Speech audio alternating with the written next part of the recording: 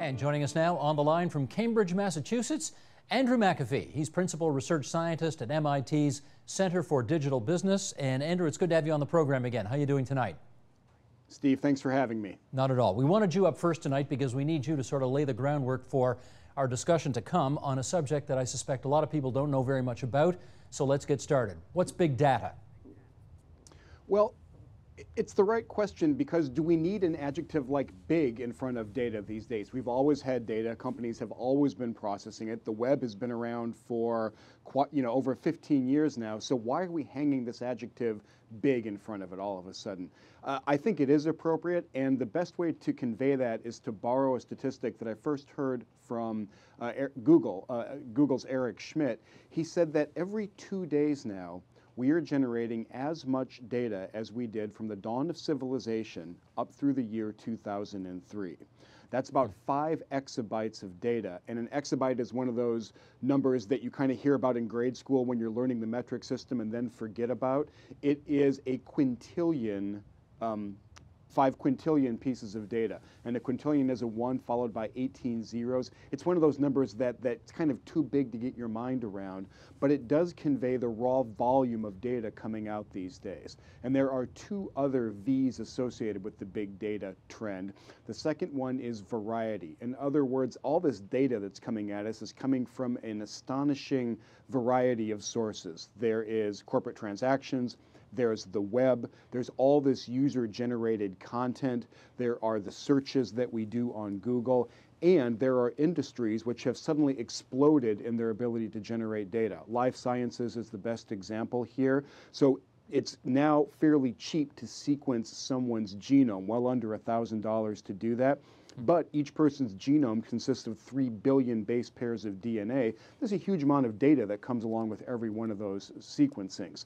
And then the final one is velocity, that this data is just coming at us with incredible speed. It's changing incredibly quickly. The best stat that I heard recently to get this across is that during the recent iPad unveiling, there were 10,000 tweets a minute that had the word iPad in them. So the velocity of data coming at us, combined with the variety, combined with the overwhelming volume, is what's put us in this era of big data. That's a nice way of putting it all, and I want to now read you something from the World Economic Forum, which released a report on all of this big data, or data as we call it, and here's what they say. Personal data will be the new oil. A valuable resource of the 21st century, it will emerge as a new asset class touching all aspects of society. So take us down the next path there. Why is personal data so valuable? That sounds about right. And I'll blow it up from personal data to big data, to all the different kinds of data that's coming at us. A lot of it is personal, but let me talk a little bit more generally about that and why it's so valuable. And I think there are 2 reasons. There's a big deal and a bigger deal. The big deal is that any statistician will tell you that as your amount of data goes up, your ability to draw insight and get more information out of that data also goes up. You can find more subtle relationships. You can get more nuances out of the data just as you have more of it. The best example here, a familiar one, is probably personalization and recommendation engines on the web. As all of us do more shopping around the web, and as we all do it together, the ability of recommendation engines to give us better and better advice about what we might like to read or buy or watch next, that goes up. That's a big data.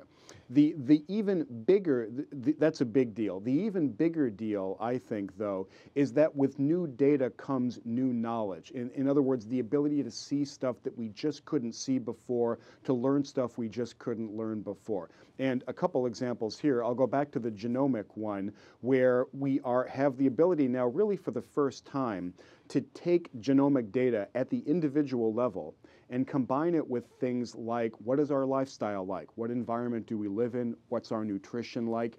And what health problems do we experience throughout our lives? We can start to tease apart this incredibly complex but incredibly important relationship between environment and lifestyle and our genetic blueprint, the one that we carry around with us. I heard from a doctor a while back who's a bit older than me, a really interesting progression. He said when he went to med school, there was one kind of breast cancer. Now we teach that there are about 18 kinds. They don't all get the same treatment. In fact, some of the treatments are inappropriate for some of the conditions or useless. So as we get more ability to understand a situation, and that understanding comes from data, we can be more precise, we can be a lot more nuanced about the medical care that we give people. One other example comes from Google searches. There are about 1 billion of them a day. And one thing they learned is that when someone's kid is sick, they start typing in words related to the flu in Google. It becomes a really good predictor of hospital emergency room visits related to flu-like symptoms, and it provides a better heads up about where the flu is going to come next, about a week quicker than the best predictions from the Centers for Disease Control in America. So we're getting the ability to do really important things thanks to big data that we couldn't do before. I think that's what the World Economic Forum was trying to get across when they're comparing it to oil in terms of the value that it will bring to the world. Gotcha. Let's try one more thing on this, Andrew, and that is, so far, nothing I've heard you say sounds terribly scary. But there can be something scary about this, and I'd like you to open the door to that part of this story, which is that there can be something awfully off-putting about all of that personal information being out there. Help us understand that. Yeah, and there are real privacy concerns. For example, I really don't want Google to take all of my search information, all the things I've typed into their search engine, and tell the world about that. I would find that deeply kind of embarrassing and troubling and a real violation of privacy. I'm not terribly worried about that, though, because Google doesn't really have any incentive to do that. They have huge incentive not to do that. If they do that, I'll walk away from them as a customer. They will get tons of bad press. It might attract the attention of regulators. So the big companies who are involved in big data, they are sitting on top of a treasure trove. They're sitting on top of incredibly sensitive information. I think overall their incentives are really well aligned to do the right thing with that information. Now, we have seen some hiccups and missteps and dumb choices along the way, but overall I've been pretty impressed with how companies have been approaching the issue of privacy in an era of big data. We don't have to assume it's because they're such inherently noble enterprises. We just have to assume that they have brands and reputations and share prices that they want to protect, and the best way to do that is by being fairly enlightened about their privacy issues. You say they're sitting on a treasure trove of information. Can you even remotely guess what dollar figure that might represent to a business person? I can't. IBM went on record a while back as saying that big data was the single biggest business opportunity I think that they'd ever come across. It dwarfed the ERP revolution, the personal computer revolution, a lot of things that they had been deeply involved in and had been very profitable for them before. IBM, for example, says big data is going to make all that look like, I don't know, rounding error. Okay, that's business. How about government? Let's finish up on that. Government presumably wants to have access to big data as well. What might they have in mind for it? Well, government in a lot of ways is already collecting a huge amount of data about us. And when we look at cities like London and Chicago, we see in a sense that Orwell's vision of the future has come to pass, at least our public activities, not our private ones. But our public activities are being scrutinized by all these cameras all over the city. Our patterns when we drive are being tracked by toll booths. So we are living in an era of government-collected big data, a whole lot of surveillance going on. Again, I find it really easy to conjure up nightmare scenarios about what could happen in that world. What has happened so far has been pretty major decreases in crime, and I haven't seen systematic massive abuses of our civil liberties. So I tend to find myself in the camp of people who are relatively calm about privacy concerns, while acknowledging that they're real and while acknowledging that we need to keep our eyes on them. Great. Andrew, just as I suspected, you've been very helpful in setting the table for the discussion that is to come, so we thank you very much for joining us on the line from Cambridge, Mass. Thanks so much. Steve, it's always a pleasure. Terrific. Up next, from what it is to what can be done with your personal data. Stay with us.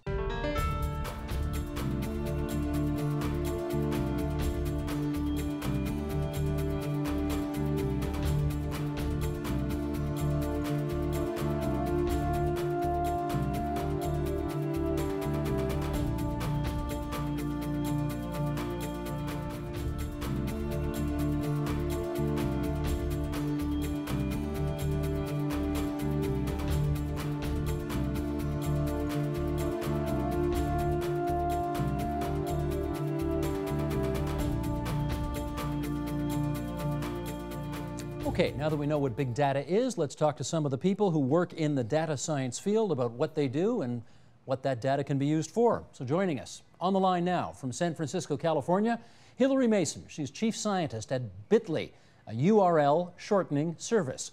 In New York, Robert Kirkpatrick, director of UN Global Pulse, which aims to use big data for public policy purposes. And with us here in studio, Stephen H. Noble, data scientist at Shopify, an online shopping resource. And I'm glad to have you three joining our conversation now as well. Hillary, start us off. Just tell us, what is a data scientist? So a data scientist is somebody who takes data, asks the right questions of that data, and then learns something useful and communicates it back to people in a way that they can understand. So it's a blend of mathematics, of engineering, and of communication and creativity. And is it necessarily for profit? Not necessarily. In fact, there are several projects where people are using those skills for making the world a better place. Okay, that's nice to hear. Stephen, how'd you get into this line of work? I guess I started from, I was last in the credit card world, doing models on the way people were purchasing. And I had a background working with the web, and I had contacts in that world, and I thought, you know, I can marry the two together, take that sort of science and take a look at the new sort of blazing edge stuff that's happening on the internet and kind of marry the two of them together and start looking at the way people are acting online. And would you agree that it's, you know, whether it's for profit or not for profit, there's many different applications? Oh, absolutely. People are coming in from advertising, non-advertising, profit, not-for-profit, helping, government use. You hear all sorts of angles using the same techniques. Hillary, if I were to meet you at a dinner party, and I asked you, what do you do for a living? What would you say? Well, my job title is that I'm chief scientist at Bitly, but the story I would tell you is that it's my job to take all of the data we see about people sharing links across social networks like Twitter and Facebook, and people reading those links and learn interesting things about it. And just a few examples, I can tell you 0.3% of all links people click on are about the weather. 3% of all clicks in 2011 went to links about the top 100 celebrities. I can keep going.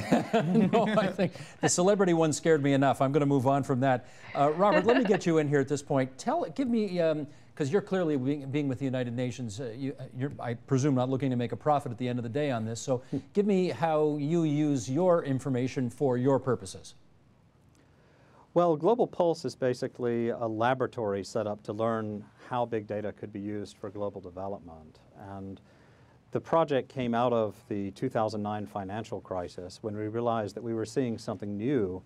Essentially, the digital revolution has connected our markets and our societies in so many complicated ways now that a crisis emerges in one part of the world and can reverberate around the planet very quickly, impacting vulnerable populations before we even know what's happening. We see around us at the same time that people are generating all of these new kinds of data that Andrew described just by going about their daily lives. And our proposition here is that we can figure out how to analyze this data to understand the patterns that can tell us when people are losing their jobs, when they're getting sick, when they're struggling to afford food and medicine, and to work with the privacy community at the same time to understand how to protect individual privacy as we do that. Stephen, I want to be careful here that I don't describe this, as I'm just about to do, as going from the sublime to the ridiculous, but I want to go from that very high-minded stuff to shopping, which is what you're involved. Shopify. Yeah. What is Shopify? Shopify provides shops for anyone who wants to sell things online these days. So, for example, when Roxio wanted to sell Angry Bird merchandise, we have a shop for them. Or when Invisible Children wanted to sell T-shirts to follow up their fantastic video, we provided a shop for them. So we have about 25,000 businesses that we help out. So you're an aggregator site? We're a service provider. What's wrong with what I said? Is aggregator not the right word? I would say an aggregator is somebody who takes a whole bunch of pieces together and puts it all into one place. Maybe like an eBay or an Etsy. You get to each keep your own brand. We have all these different shops that you would never know that you were on Shopify who are using our product, yet we're learning from all of them at the same time. And what kind of data are you looking at? Oh, I'm looking at when people are shopping, when people are signing up, how the seasons affect that, how people's usage with the site helps their success. And Hillary, how does all this help you do what you do? So all of this data lets us, for the first time, collect in one place what is essentially a good subset of human communication. So we start to understand now from this data set how ideas spread through friends and families, how long people will pay attention to a new idea, whether they have to see it before they really believe it, and then how the devices we use to read that kind of information changes what we look at. And so we look at the data at that kind of aggregate perspective, where we try and learn things about the way people communicate. And I guess I should do a quick follow-up with you on this. Anybody who uses the web a lot knows what Bitly is. But there are going to be people watching us who have no clue what Bitly is. And my hunch is when you actually describe what Bitly does, they're going to say, this is a business? So why don't you describe what Bitly does? So Bitly provides short links for sharing content on the social web. And you've probably seen them if you're a fan of Facebook or Twitter or Tumblr or other social networks. They're the little links, right? The ones that are just 5 or 6 letters. And I'll tell you a trick about Bitly. If you find a Bitly link and put a plus sign at the end, you can see all the data that Bitly has about that link, how many people have clicked on it, where in the world they are. And so it's my job to take that whole set of links people are sharing at any given moment and try and learn things from them. How do you make money? We also try and build. Well, we have an enterprise analytics product for publishers, brands, and celebrities. There are people, like the New York Times, like the Dalai Lama, who have their own branded short Bitly link, and then we give them back data about how well their content is doing online. Okay, Robert, we've heard what you do with all of this big data. We've heard what others in the private sector do with it. I wonder, for you, who tries to use this data to help people who are in quite, desperate circumstances around the world, I guess you like what the data allows in your situation. Do you have any concerns about what the data allows for in, say, less noble no pun intended, less noble circumstances? Absolutely. I mean, if you're talking about personally identifiable information being released in unexpected ways, personal data can be used inappropriately to discriminate. That's ultimately a human rights issue. Our understanding here is that we're going to have to identify opportunities where we can spot trends faster without actually getting things down to an individual level. For us, we're interested from a UN standpoint in where you see people trying to sell livestock in one part of a country in unexpected numbers at that time of year. We're not interested in knowing that an individual lost his or her job and had to sell the family cow. But anytime you're working with these kinds of data sources, as Andrew noted at the beginning, you have to be very, very careful about protecting individual privacy. Businesses recognize this, but as noted, this is a sensitive issue. I am going to come back to the privacy issue more when we have, believe it or not, even more guests joining us in the next segment. So let me hold off on that for now. I do want to know, Stephen, whether any of the companies that you, represent or that you provide services for. That you provide services for. When you get all of your big data, do you sell that information to other advertisers or other businesses in that way? No, we're not interested in selling data. We're not, we don't show advertisements to our users, and we're not really interested in helping advertisers either. More what we use our data for is figuring out which subgroups of our users are enjoying which features of our product, which subgroups might be having a harder time with our product, and which subgroups would find beneficial and would appreciate maybe some extra contact or us reaching out to them in some way to help them understand the product better. Hillary, let me ask you the same question, because you sort of fessed up a little while ago that if you put the plus sign at the end, we're going to see footprints going way back about the surfing habits of your users. So do you sell that information to other advertisers or businesses? Well, to be clear, what you'll see is all of the data that's public about that link. And so, yes, we do sell data feeds, and we're interested in investigating that more. But it's not that you clicked on a link. It is perhaps something like a real-time stream of keywords that we believe are bursting in the finance industry. So we're finding other ways to find value in that kind of data. Gotcha. I want to follow up on this business angle for a second, because this is from the New York Times from last month. I want to read this. It's about something going on at, I guess, what some people call Target, other people call Target. Store coming to a neighborhood in Canada before long. Among life events, the story goes, none are more important than the arrival of a baby. At that moment, new parents' habits are more flexible than at almost any other time in their adult lives. If companies can identify pregnant shoppers, they can earn millions. The only problem is that identifying pregnant customers is harder than it sounds. Target has a baby shower registry, and Target statistician Andrew Pohl started there, observing how shopping habits changed as a woman approached her due date, which women on the registry had willingly disclosed.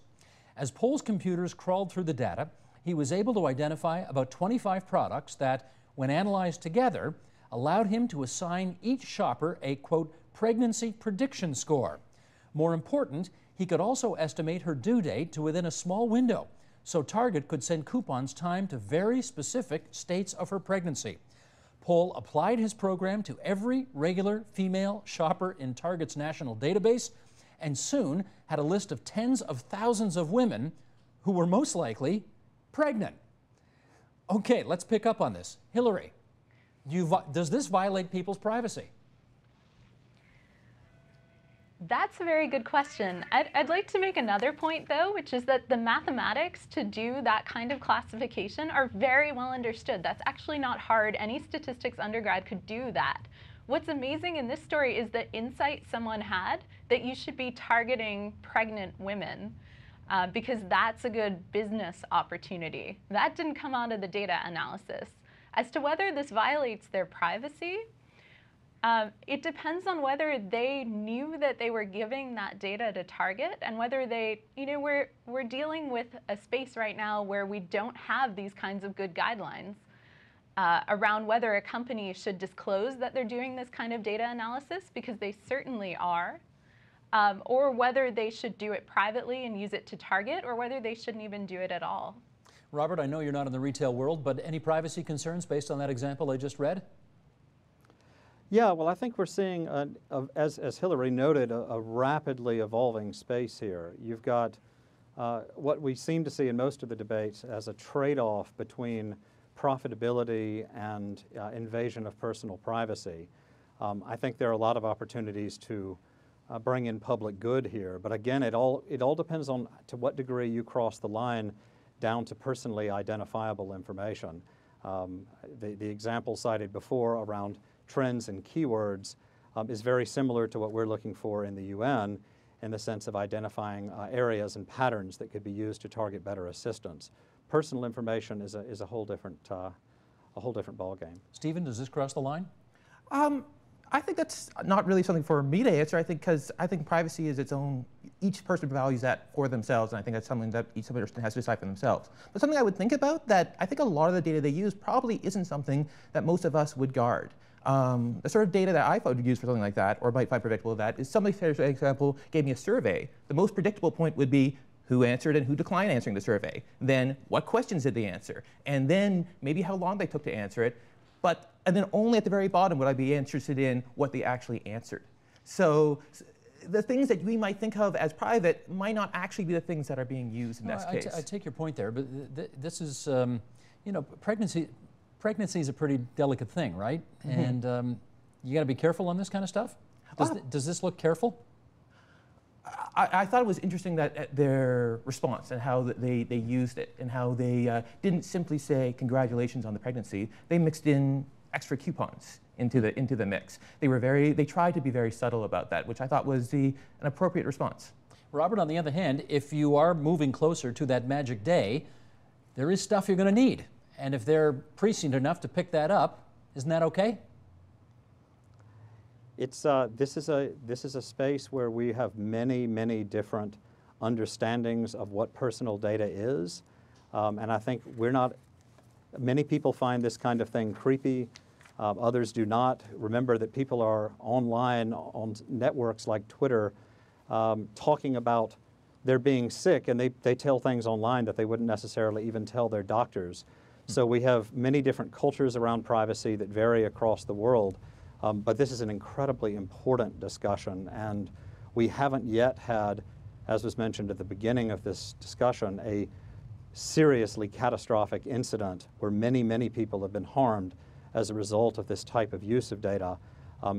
when and if that happens, it will change the conversation dramatically. That answer actually leads us very nicely into our last segment here. We're going to have 3 new guests join us and continue the conversation. So up next, they've got it.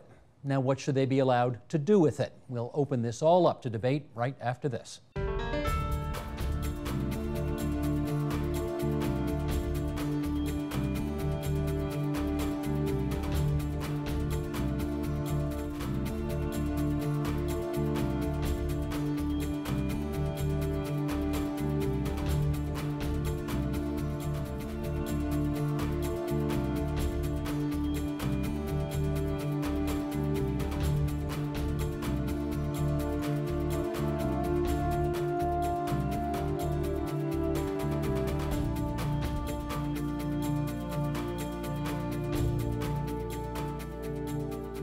Okay, we've talked about the potential of big data for good and for evil. We still want to talk about transparency, accountability, ownership, balancing the interests of companies and consumers. So to help us do that, we're happy to welcome to our discussion in San Francisco, California, Alexis Madrigal, Senior Editor at The Atlantic. In Austin, Texas, where he's attending the South by Southwest Conference, Shane Green, CEO of Personal, a data locker service. And with us here in studio, Mark Sermon. He's Executive Director of the software organization Mozilla. And we also want to welcome back in San Francisco, California, Hillary Mason of Bitly. In New York City, Robert Kirkpatrick of UN Global Pulse. And Stephen H. Noble from Shopify here in our Toronto studios. Okay, everybody, welcome to the 3 additional members of our grouping here who we're happy to have joining us. I want you, Mark, first of all, to tell us what Mozilla is, and then I want you to voice over something. What's Mozilla? Well, Mozilla is a global nonprofit that does, amongst other things, makes Firefox. But why we do it is we see the internet as an important public asset that really we all own and all should share. So we do things really to make sure that continues to be the case. And one of those things is help people protect their privacy online. And one of the things that you've got out now is something called Collusion. Indeed. It's a browser. Well, no, Collusion's not a really browser. a browser? So there's a thing you can do in most browsers called an add-on. And so it's an experimental. It's an add-on to Firefox. It's an add-on to Firefox. Okay. And really what it does is help you understand, which is a really key piece of this, what's being tracked about you. So you can see it on the screen right now. When you turn the Collusion add-on on in Firefox, you can see what's being tracked about you as you move through the web. So here what you're seeing is a number of sites you're viewing. I can't read them because they're way up there on the screen. But the ones that are blue are sites you actually visited. What's interesting to see is as you move around, you start to see that a bunch that are gray. Those are sites you didn't actually visit, but that had an ad on a page that you visited or something else, a Facebook like button. Huh. They're collecting information as you move under the surface about you. And now often, for very good reasons, because they're trying to serve you up ads that are more targeted to you, or they're trying to provide features that are better for you. But there's a lot of sites you've never heard about, like DoubleClick, maybe you've heard about it. It's a big name in online advertising. But many other small ones that you're seeing there you haven't heard about, they're all collecting information, basically breadcrumbs, as you move through the internet and browse. The number of circles on that page there suggested the tentacles go very far and are very many. And are interconnected. So as I move from the New York Times, or in that case the Globe and Mail, to Huffington Post, to TSN, some of those trackers, like DoubleClick, they're watching my patterns across all of those sites. And that is what creates the big data opportunity. But it's also a question. I'm not choosing to opt in to provide that information. Do I want that information out there? And do I want it out there especially when some of these organizations may sell the data in ways that allow people, when they aggregate it all together into big data, to profile me? Shane, you got any issues with that? Well, our issue is that the individual is really not empowered in this equation. I actually think collusion is great in terms of giving people more transparency.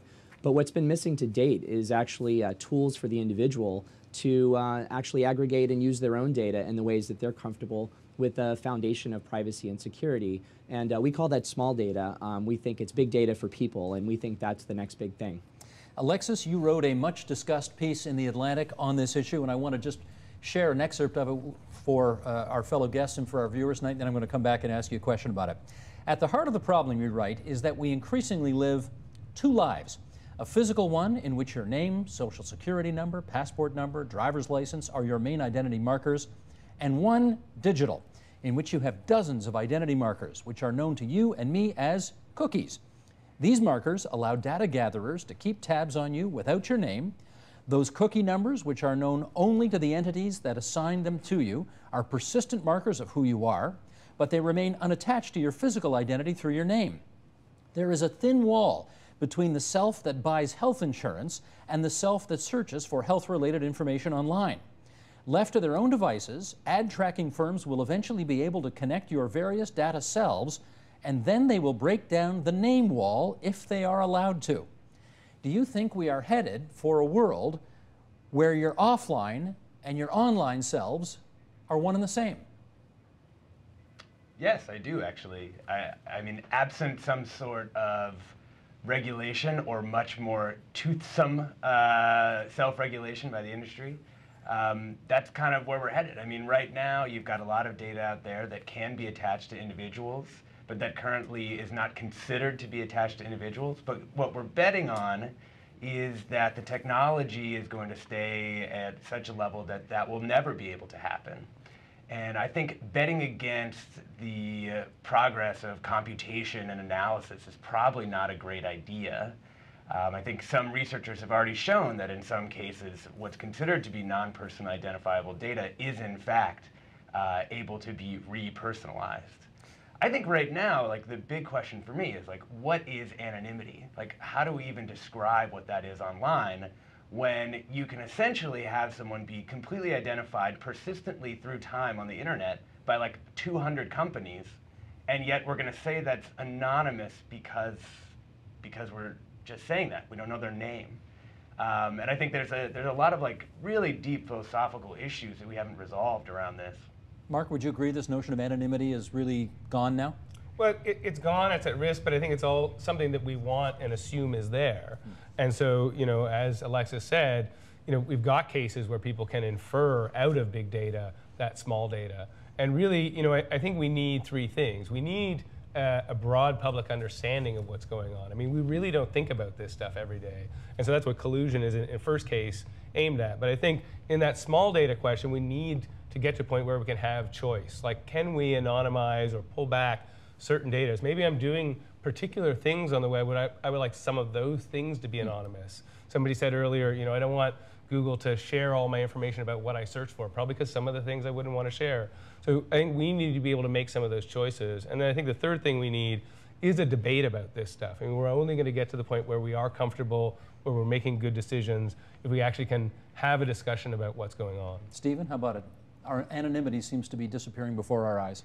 Well, I just wanted to respond to one point in there that Alexis mentioned with respect to our anonymity, is that, I mean, you mentioned that you know, these companies might eventually start being able to deliver personal data, but you know, Google and Twitter and Facebook and Bitly, if I'm one of their customers, they will provide information in aggregate about all these people, and they could already deliver me information about them individually, and they're stopping themselves at this moment. Now, you're right, there's nothing stopping them from crossing that line, and they may eventually cross that line, and that would be a problem. But at the moment, they are personally choosing to not cross that line and only present me that information in aggregate. Robert, we also volunteer a lot of data, perhaps without even really knowing that we're doing it. Facebook, for example. Every time we go onto Facebook or every time we use Twitter, we're kind of volunteering certain kinds of data. Any concerns about that? Well, it's unclear what the right direction is going to be for the future in terms of the reuse of that data, because I think this is an important distinction here. Several people have raised concerns in public discussions over the last couple of years about whether there's a presumption of use. If I talk online with my friends, yes, I'm talking about it publicly, and yes, I'm sharing my personal information and my identity quite openly about that. But what are the guidelines that should be in place in terms of that data being aggregated, inferences being drawn from it, even though I've chosen to share it publicly? Because, as was just noted, many people are not aware of the power of inference and how you can create a lot of new data by connecting the dots here that people aren't even aware of. In which case, Hillary, do companies need to be much more transparent about how they use this personal data they've been picking up along the way? Absolutely. I think as an individual and as somebody who's creating a company, it's very important to communicate clearly and be transparent about the data you have. But it's also worth mentioning that the data collected comes from a really positive history. So web server logs came out of the need to debug the networking stack. Nobody sat down in the very beginning and said, we're going to build up databases of personally identifiable data to exploit people. It came out of a technical need of the system. And what's changed is that the friction to combining those data sets across different providers and different machines has gone away.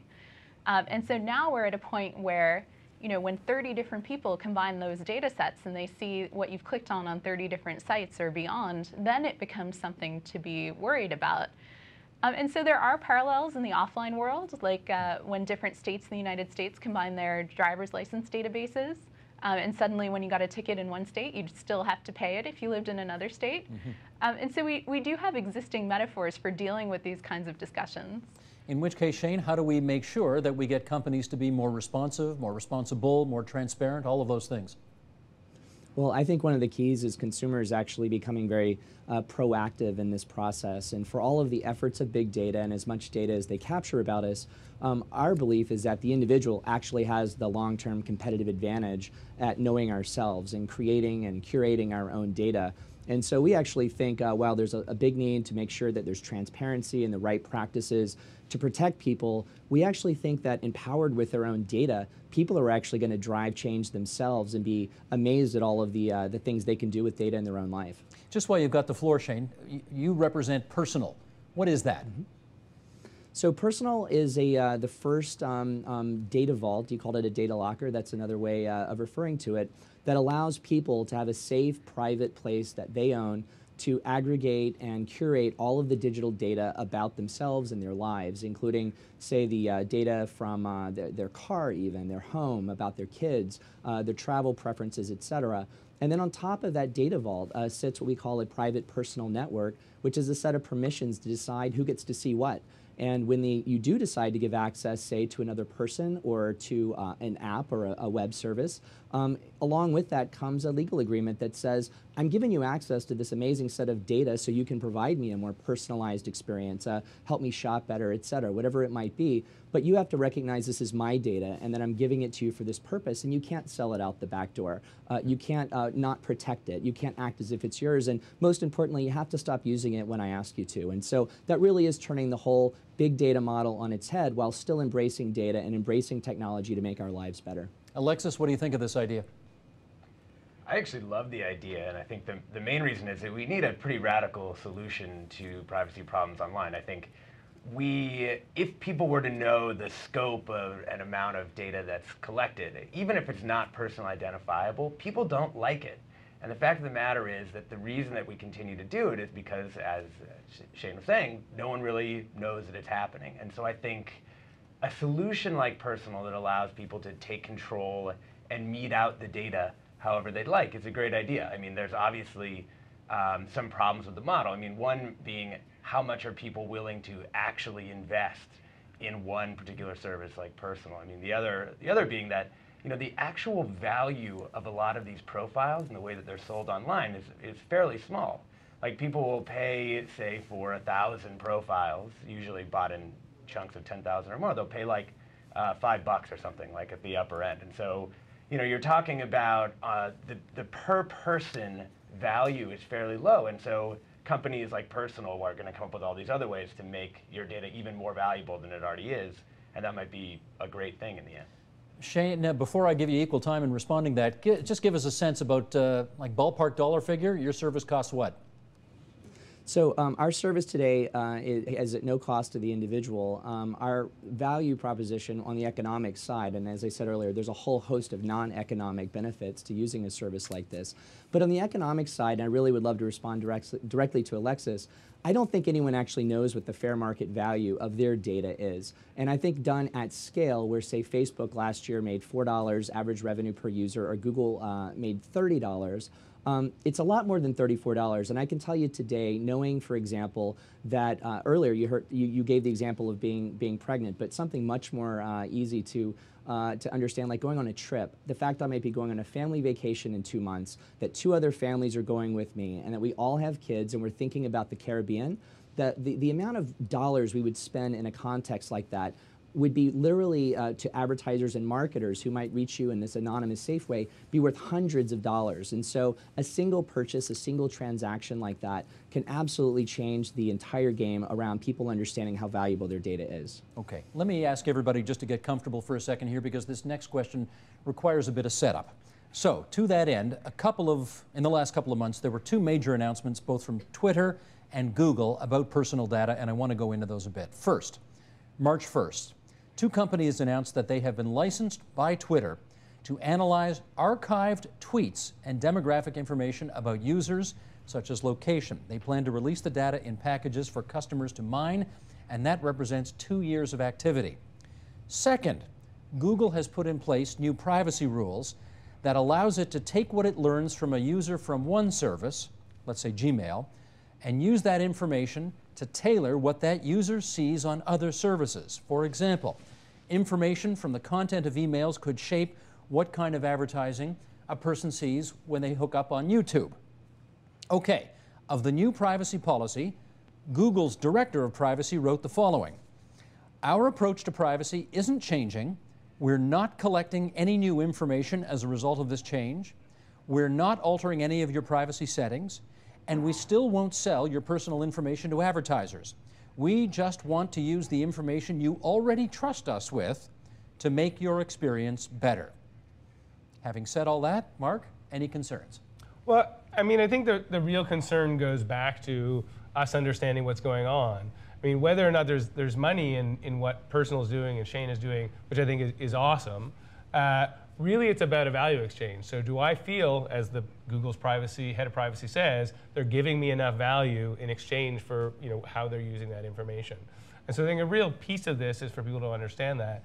And then what they don't give you, and which I think we need across the internet far more than what Personal can provide, is the ability to actually be able to tweak and control that. So what if Google says that and I say no? I've got me personally, probably 5, 10, 8 years of email and Gmail. If I don't like that deal, what do I do? Where do I go? Yeah. And so a lot of it is about the relationship and where the power sits. And really, the power should sit with the user. And the first place to go for that is understanding it, and then it is giving people some granular choice over what data they give, how it's used. Let me get a few responses on this. Stephen, to you first. Do you think people really trust services such as Google or Twitter or Facebook with their personal information? I think that's a question that a lot of people need to ask themselves more than they are right now. I want to be clear. These are my opinions and not Shopify opinions necessarily. But I think where it comes down to is exactly what Shane is doing with Personal, is that the better the transparency gets, the better that people can understand this, is the better that people can make that trust decision for themselves. I don't want to make that trust decision for anybody. Robert, what's your view on that? So let me take the example that you cited, the other one about a 2-year archive of Twitter. I mean, we have to keep in mind that while there are all of these different privacy concerns, and many of them quite valid, there is huge potential here to use that kind of data for good. If you take 2 years of Twitter content, even ignoring the identities of individuals, but you just look at the changing conversation over time, you can compare that with unemployment statistics, with prices of food, with disease outbreaks, and find the changes that you can learn to detect mathematically in that data stream to see sooner when things are happening that you need to know about. We did a project last year with a company in Massachusetts, Crimson Hexagon, where we actually looked at 2 years of Twitter data in Indonesia and looked at conversations around the price of rice. And what we found is that if you actually do nothing more than count the number of tweets coming from Indonesia that talk about the price of rice, the curve of the graph basically matches that of official food price statistics. But you can get that data in real time, and you can get it essentially free. That is fascinating. Hillary, how about you? Where are you coming from on this? I think it has a lot to do with people's expectation when they create the data. For instance, the Twitter data is public. When you make a public tweet, you are putting it out on the web to be crawled, indexed, archived. And again, then the friction is in the change in the ease of analyzing that data. Because doing that now is actually quite difficult. The Google example is not one that I have trouble with. theoretically, in that we already all use Google for so many things, and they're not trying to do evil things. They're going to use the same data they've already been using more effectively, which will probably actually be good for us. The issue there is that it is incredibly hard to make a decision to leave Google. Mm-hmm. Because they're so huge, is that why? Yes. They're into everything. Alexis, give me your view on this. Do you think people understand when they're using Facebook or Google or Twitter that implicit in the use of their products is a trust relationship that they may not even be aware of? Well, I think there's a big debate actually in academic circles going on right now. Helen Nissenbaum at NYU is sort of putting out this model that perhaps that what matters is not necessarily the content itself, but how it's flowing. So when I say to my friends on Twitter some back and forth, I'm not actually anticipating that information is going to flow to some outside body, and therefore I might consider that a privacy violation. I mean, that's one model, and the other model, of course, is that when something's public, it's public. If it's on the internet, it's on the internet. It can be used by anyone. And I think that there's actually competing social goods at play here. I mean, some of the examples mentioned here about the price of rice, or you could imagine a lot of ways that this data could be used in a valuable way. I think the larger issue with both changes and what really connects them is that when you started using Twitter, you didn't anticipate that use. When you started using Google and all of Google's products, you didn't anticipate this use. And so when these changes come about that users had no insight into, they had no, it's like, sure, you're transparent now, but are you going to be, you can't be transparent about future decisions that you're going to make if you're the company. And I think that's really the big problem. One of the reasons that it feels like the classic slippery slope. I mean, Mark Zuckerberg is famous for saying that privacy and information sharing are social norms that have changed through time. Of course, not taking into account that Facebook itself was a causative agent, perhaps, in that process. And I think that's what a lot of these companies are doing. I think they're more than happy to change or help change norms around privacy in ways that benefit themselves and perhaps, although not necessarily, their users. Mark, what Alexis just said makes a lot of sense to me. Having said that, so much of the economic underpinnings of the online world are, you get all this, you get all this stuff for free, and in exchange, you got to let us take some of your personal information and do with it as we can to make money. Is that the deal? Well, I think it is part of the deal, and it's probably something, given the choice and some time to consider, something we wouldn't want to break, or many of us wouldn't want to break. I mean, we wouldn't want to break it with television either. But I think that doesn't change the fact that even if we want to keep that deal, are we doing that deal right? And Alexis talked about the social norms piece of it. If we think about public display advertising, or just generally our privacy out in the public square or walking through a mall, we know what the social norms are. We kind of know there's CCTV cameras. We know if somebody's taking a picture of us, what that means. And we really don't have those cues. And I think more importantly, what we don't have is the technical tools as we move through the web to react. I mean, if somebody comes and points a camera at me in a mall, I'm going to turn my back to them if I don't want to be taken a picture of. You don't have a way to do that on the web. Right. So one of the things is, yes, it may be we want to keep that deal around advertising, but what are both the social norms and the tools to react to those social norms that let us make choices about our own privacy as we move through the experience? Shane, I think I understand that if I use your service, I own my data. But if I don't use your service, who owns my data then? Well, I think the answer to that's everybody else, and I think that is the way it works today, and I don't think there's a lot of transparency around it, and I think one thing I do know about data is it likes to be replicated, and I think when you go to any web or mobile service that is free, you really can't even comprehend, as others have said earlier, how many different ways that data is not only being created, but propagating just about everywhere. And so I think there really hasn't been sort of this idea of a person owning their data before. And so we are trying to build an approach that not only technically but legally says any data that you put in this environment, you actually do own it. And when you give it to somebody else, the legal deal says in order to even get access to my data, you have to agree that it's mine. And that creates a very clear track on ownership for that set of data. It doesn't mean that you own all the data that exists about you in the world, but it does mean that you can own what we call the golden copy, the copy that's the most accurate, most complete, and candidly the one that you're actually sharing in exchange for value, whatever that might be, so that you can have a better experience. And I think that's just going to, that plus transparency can really begin to transform the problems and candidly the instability that exists in the web today. You're down there in Austin at South by Southwest, which of course is this great online conference that takes place in the one little patch of blue in an otherwise completely red state. And I gather you led a session on the need for a digital Bill of Rights, and I'm wondering who's going to draft that digital Bill of Rights? How's it going to get passed? Who's going to enforce it? Help us with some of that. Great. Well, so as you probably know, there's been a lot of efforts by governments and by companies to talk about what the appropriate digital rights of people should be in this new connected world.